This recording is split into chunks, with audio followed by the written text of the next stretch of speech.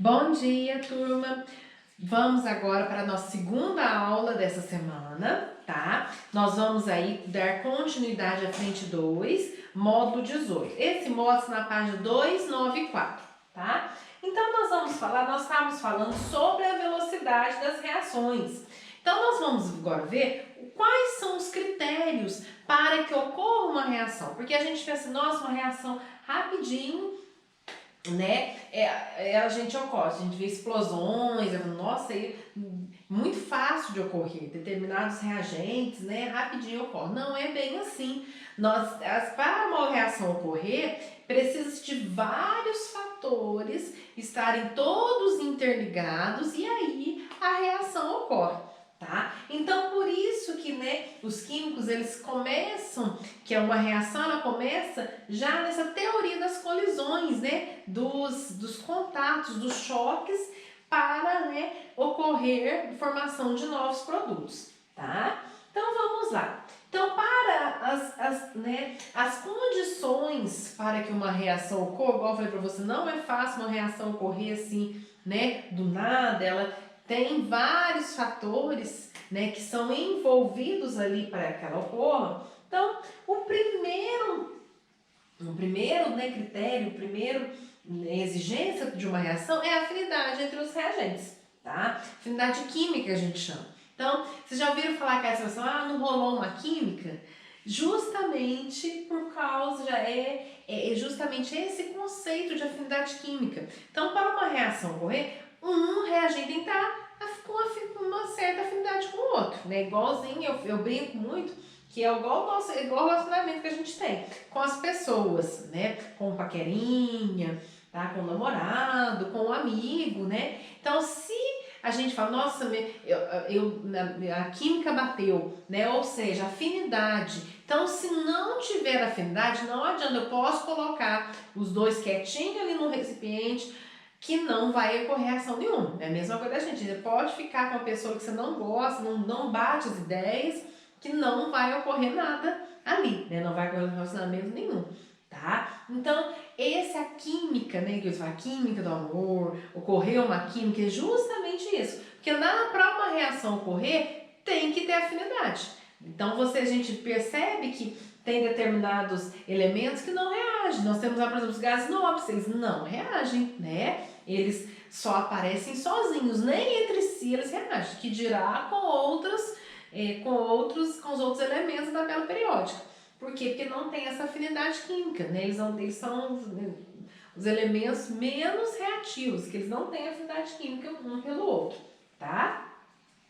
Depois, então, mais também para a formulação, então às vezes pode ter afinidade química, mas não tem o contato, né? Então, às vezes, vocês, né, levando isso para o nosso cotidiano, nosso de relacionamento, você às vezes tá afim de uma pessoa, conversando com ela pelo WhatsApp, as ideias estão batendo, mas eu não tenho contato físico, eu não tenho o presencial, né? Então, isso também não vai rolar nada.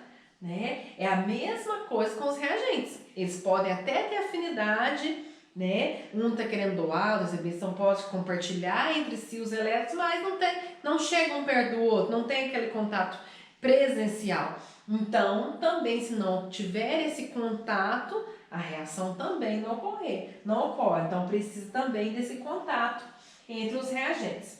E depois dessa afinidade, do contato, aí nós temos a colisão, né? O choque, tá? O choque, como que a gente considera um choque efetivo, é um choque bem orientado, né? Então, eles vão chegar, né? Os reagentes vão, né, entrar em contato, chocar um com o outro, ou seja, né, bater um com o outro. Se esse choque for bem orientado, a quebra das ligações, né, química e formação dos novos produtos. Se esse choque não for bem orientado, daqui a pouquinho vocês vão observar aqui nos slides que eu coloquei, vocês vão ver que se for para baixo, um para cima, não for bem certinho, também a reação não vai ocorrer. Então a gente chama choque efetivo um choque bem orientado, tá? Em que os reagentes vão, né, chegar perto do outro, bater com o outro bem certinho, tá? E além, para ainda ter esse choque, ainda tem ter um empurrãozinho, né? Tem que ter um empurrão. Né? Às vezes a gente não tem alguém lá que a gente precisa da ajuda de um amigo que tá lá conversando com aquela pessoa que a gente tá afim, não tem que ter um empurrãozinho, né? Que ajuda melhor, tá? Ajuda para ter aquele contato.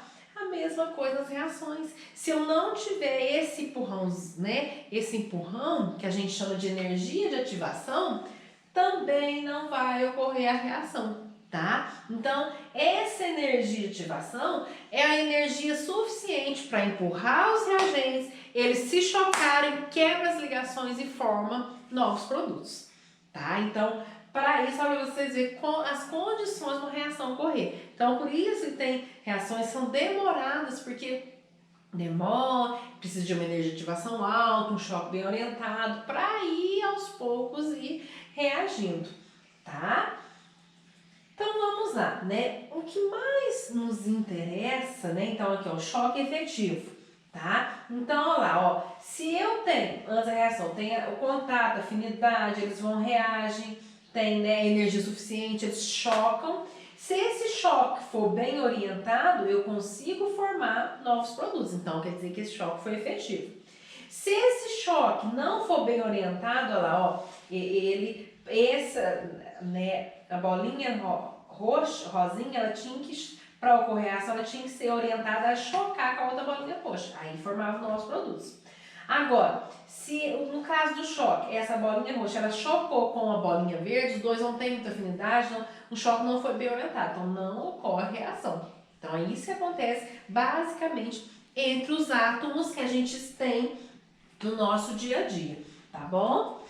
Aí vamos lá, ó, colisão efetiva, então lá tem os reagentes, se colar aqui, ó, nesse caso aqui, se colidir bem certinho cada bolinha, né, do O2 com cada átomo do NO2, elas são representados por Dalton aqui, né, até hoje a gente representa os átomos como bolinhas, como Dalton, né, e de acordo com o modelo dele. Então a gente, olha lá, chocou. Então, eu vou formar o complexo ativado e depois eu vou formar os produtos. Então, a colisão efetiva, ou seja, um choque bem orientado, uma boa energia de ativação, né? Percebam que eu tinha que aqui, ó, tá percebendo direitinho, né? Que teve um empurrão entre eles, para eles se chocarem. E esse empurrão nós chamamos de energia de ativação, que é a energia que vai fazer eles se agitarem, se chocarem, quebrar as ligações e formar novo, ter um rearranjo dos átomos, tá? Esse aqui, eu prestar atenção, o complexo ativado, o que que é isso? É uma substância, a gente chama de instável. Ela é um estado de transição, ou seja, tá formando uma substância, de repente vai desligar e formar umas novas substâncias, tá? Então, toda reação que ocorre, né? Então, quando fala reação, que ela vai formar reagentes formando produtos, né? Se não ocorre, né? Então não vai ter reação, tá? Então ela percorre esse caminho. Reagentes, se choca, energia, ativação, forma um complexo ativado, tá tudo ligado e de repente desliga e forma produtos. Então, esse complexo ativado é uma substância instável ou muitos vestibulares, muitos cereais chamam de estado de transição, ou seja, não vai ficar ali por muito tempo. Rapidinho já vai formar uma nova substância.